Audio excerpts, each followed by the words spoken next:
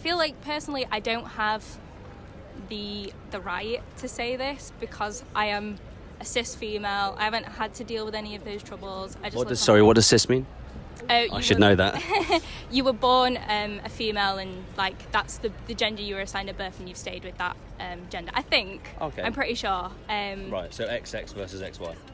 As in you are what you are. Yeah. So I was born a female. I'm a female now. Yeah. So I'm identify as a female. Yeah, I'm a cis female, whereas I'm not like a trans. What's up, YouTube? Hope you guys are feeling good. Today, guys, we're back with a new video. Today, we're checking out Boston Work Students Radical Transgender Agenda. This is going to be amazing. I would love us to check this video out. This is by Turning Points USA. Let's get right to this video, guys. Are there more than two genders? Yeah. Great. Gender is fluid? Yeah. You mentioned a second ago that you have trans friends. Yep. Do you, in terms of the gender argument, do you notice that there are more than two genders? I mean, I'd agree that gender's probably non-binary. You can be male or female or non-binary, somewhere in between. I think that's your expression is up to you. Lots of different genders. Yeah, I would say so. Or, you know, whatever. I don't think it even really has to be defined either, just what you want to be. If 150 people who were transitioned and were trans from male to female were in prison last year, and 50% of them were ex-sexual predators, what would your opinion be about integration with regards to trans, I'm trying to get my vocab right here, trans males, i.e. new females? What would you feel about them being in women's areas? And you can link that to bathrooms as well, toilets. That's the other talking point.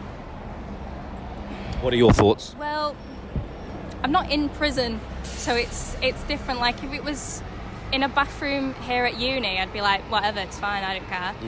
But it's because it's got that label of, oh, they're a sexual predator, and that, yeah, it probably isn't great, but I feel like personally I don't have the right to say this because I am a cis female. I haven't had to deal with any of those troubles. What does cis mean?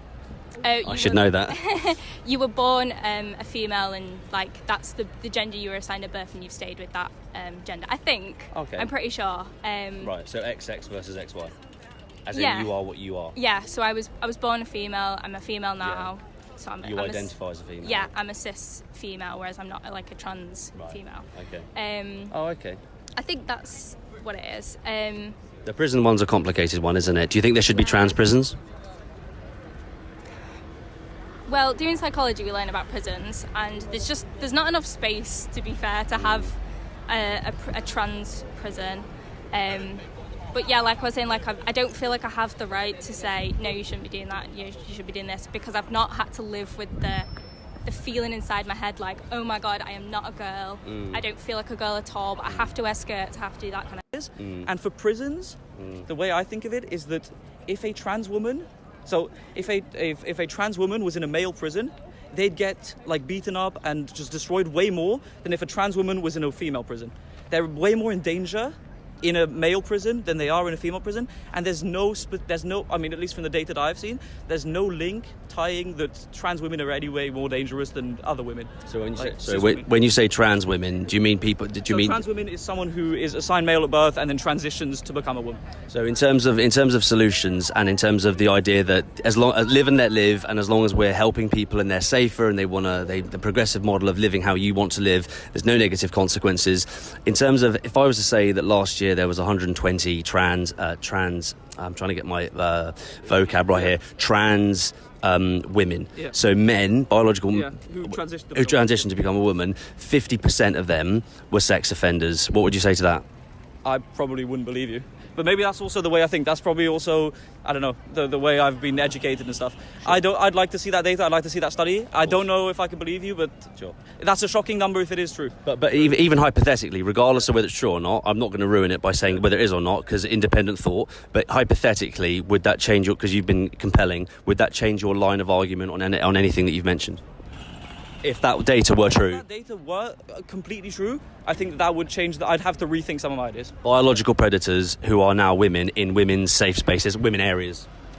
I mean, yeah, that probably would change my idea slightly. If I decide to transition into a female, if I'm a biological man, if you'll allow me that, and I transition into a female, what's your opinion? If you sound quite pro the idea that this should happen and we should be accepting of it, which prison do I go into if I commit a crime and I'm sentenced? Sorry. What do you mean? So say. So if I'm a biological male and I transition into a female. And you commit a crime. I commit a crime and I'm a female, fully fledged. What prison do I go into, male or female? Well, I would say obviously you have the argument. This is similar to the bathroom argument as well. Use them both as the same, if you will. Yeah, if someone, if a man transitions to a woman, I would personally say that you should be able to use the woman's bathroom, because that is who you are identifying as. And I think that when you use these arguments, it's almost a bit of a kind of a bit of a straw man in a way, because you're assuming that that person is inherently bad and wants to do something bad. And obviously I think that paints quite a negative image of the bathroom analogy, yeah. Yeah, and with the prison one as well, because if you're saying, I wouldn't want someone with male sex organs, if you will, in the same place as people with female sex organs, you're presuming something like that they're going to do something bad.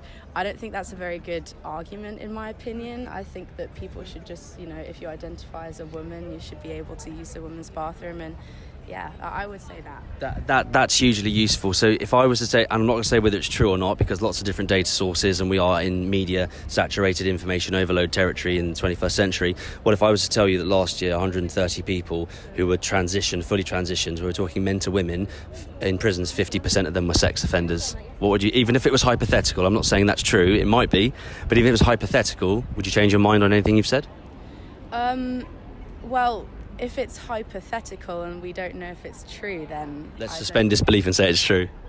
But then I don't know. I mean, you could say that with anyone. I mean, you have males that are sex offenders in prison with other men. I don't see how, in my opinion, that's different. What do you think about in the situation with Leah Thomas in transitioning to become female and becoming number one in the... it's a really big swim meet in the US for that particular event and winning first. What are your thoughts to feminists and females over the last 100 years, and your own thoughts about whether that's right or wrong, or even just your opinion on it? I feel like they have to be fully transitioned. It can't be like a half thing, which I know is controversial, but this thing with the swimming, I'm fine with trans. Live your life, do what you want to do. It's not affecting me, that's fine. But with the stuff with the swimming, it's like... This is Leah Thomas, yeah? Yeah, it's... there's other female swimmers, because females are just not built different from men. We just are. We're not as strong, we're skinnier, and because she's only just started her estrogen, so she's still got a men's body. So okay, so you're saying there's lines within the transitioning process, and until the law should reflect that which is medically relevant to whether you are that or the other. Kind of, yeah, because if I was trained, because we get up at 5 a.m. to train, and I was working really hard to swim in competitions, and then I got in a competition and I was against somebody and they were beating me to the point where they were on their second lap and I'm only just getting to my first lap, then I'd be pissed off. And you shouldn't even have to defend the fact that biologically men are stronger. Yeah. Men are stronger physically. They are stronger. If I was to have a fight with somebody that was the same height as me, same weight as me, they would win because they are just stronger. In my opinion, I don't want to speak on a topic that I don't know that much about. I'm not trans myself, but I do think that there are different biological advantages that exist within the same sexes as well. So for example, Michael Phelps, he produces lactic acid at half the rate of his competitors. That gives him a biological advantage, even though he's the same sex as his competitors.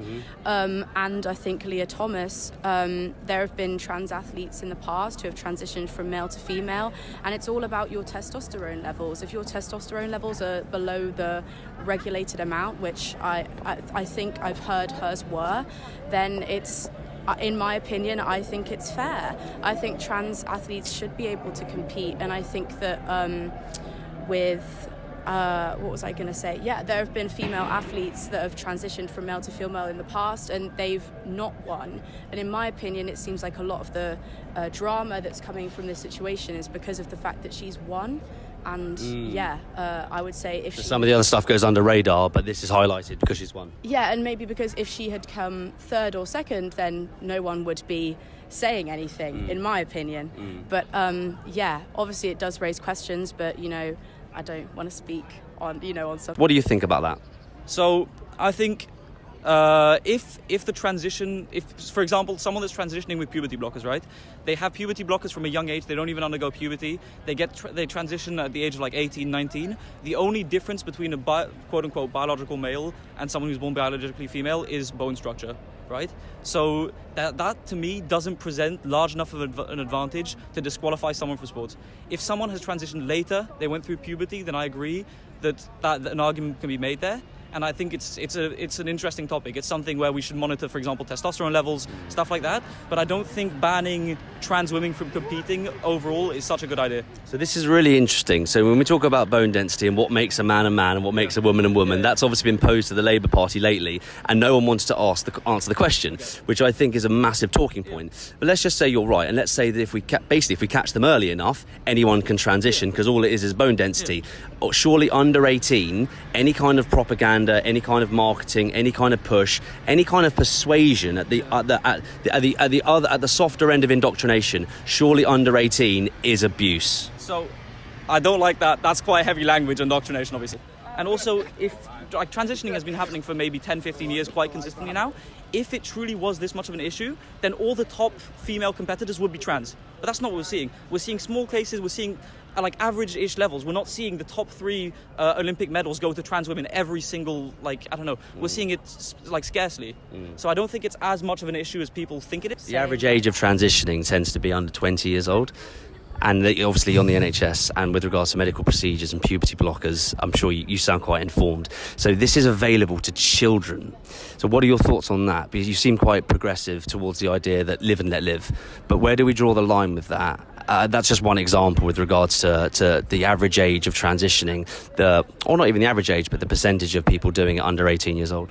Obviously, I understand it's a very tricky situation. I've always felt very comfortable in my own body. But I think there are a lot of people who, when they know that they're in the wrong body, they know. That's obviously something that I don't think any of us can really talk about. We're all cis as far as I'm aware. But what does cis mean? You are the gender that you, or the sex even Only that you you were born are as. cis. You identify as the sex you are born as.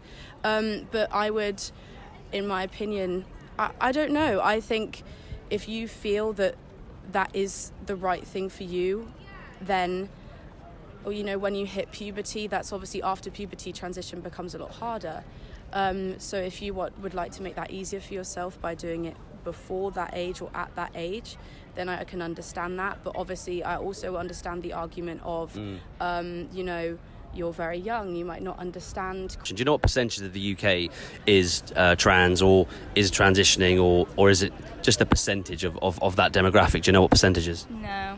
Less than 0.5%. Now, someone said to me earlier, they said, well, there's 66 million people. So it's the same with with anything with regards to minorities. You can say, well, it's that percentage, but that means that it's 200,000 people. Yeah. So that's a really big number. But I think that's an interesting talking point. What are your thoughts on that, to find out that it's less than 0.5%?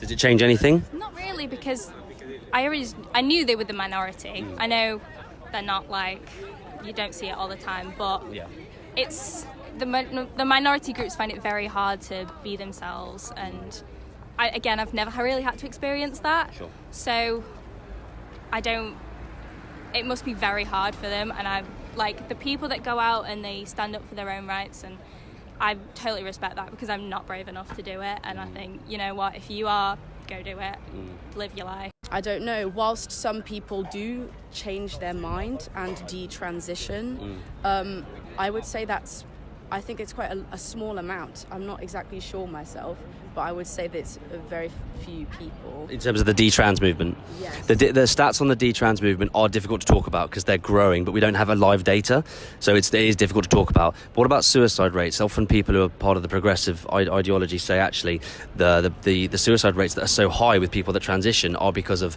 public pressure and horror in that respect, not because they're suicidal. Do you have a thought on that? What do you mean by public pressure? So, for example, if I was to tell you that the suicide rate of those who have transitioned is 40%, what would you have said the root cause of that was? If I worded it like that. Honestly, I'm not sure, but I do think that obviously when you transition, you have a lot of issues with identity, and it can be something that's very hard to talk about. And I think although there is, the way that you talk about it, there's an agenda to push, trans people in society. I really don't see that often. I think there is still a huge backlash towards trans people that you see around today. And I think, universities like this, in my opinion, I think they're very open. They provide a safe space. And I think, I don't know, I would say... This is serious, guys. This is really serious. This is what education and indoctrination, there's a difference. These kids are already indoctrinated. So every single one of them, the three of them that they are trying interviewed, you notice they are not sure.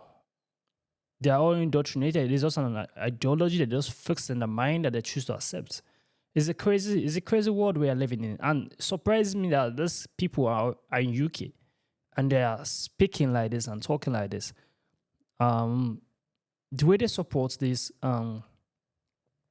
LGBTQ narrative, this transgender narrative, it's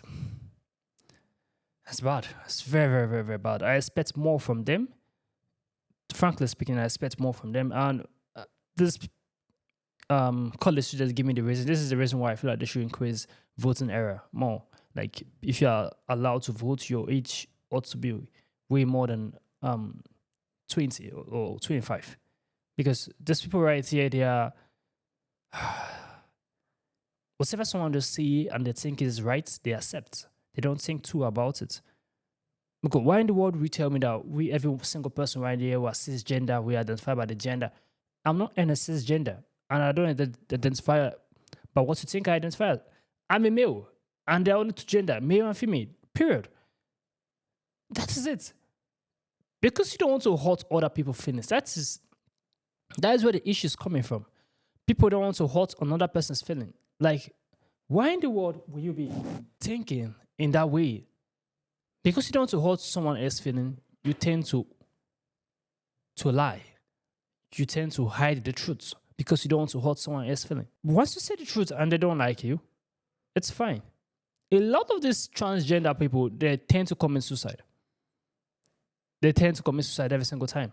The puberty blockers they're giving them, it is not as good as they think. It's actually hurting them. The estrogen they're taking, it's terrible. It's hurting them. The Thomas guy who won the swimming competition, it is not fair. It is not good.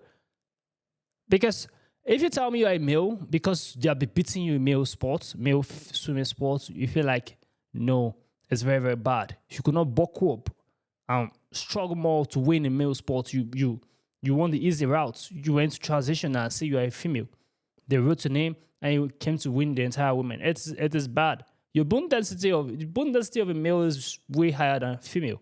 It is obvious. The world we are living in right now, it scares me because of how people think. And the aspect of bathroom conversation that they brought up here when he was asking them, not actually bathroom, like prison. If you're a male and you transition to a woman and you committed a crime and you are being carried to a woman prison, it's going to be terrible. Because a lot of the people who do that tend to abuse women over there in the prison, or the women tend to abuse them because they know that they're originally a male. And what shocks me in this generation is that people who are also pushing this narrative are elderly people. I was first thinking it was probably young people, because mostly young people I'm seeing. But when I started going deep into this, I started seeing that people who are in their 60s, 70s are promoting this agenda, this narrative. And I'll be like, Why? Like, they are not thinking straight anymore. What is really happening? And they're always carrying this agenda into church, into different public spaces that bring them awareness. And it's really creating havoc in this country. It's creating havoc. In America, it's creating havoc in UK. It's really bad. Every single one of them that the guy interviewed, they are all delusional. And they do not have a say of their own. They are all indoctrinated. Like, it's obvious. You can see it. Comment down below what you think about this video. Give us a thumbs up. Share this video as many as you can. Subscribe to our channel, guys. You know how to do. So see you guys in the next video. Make sure you stay safe.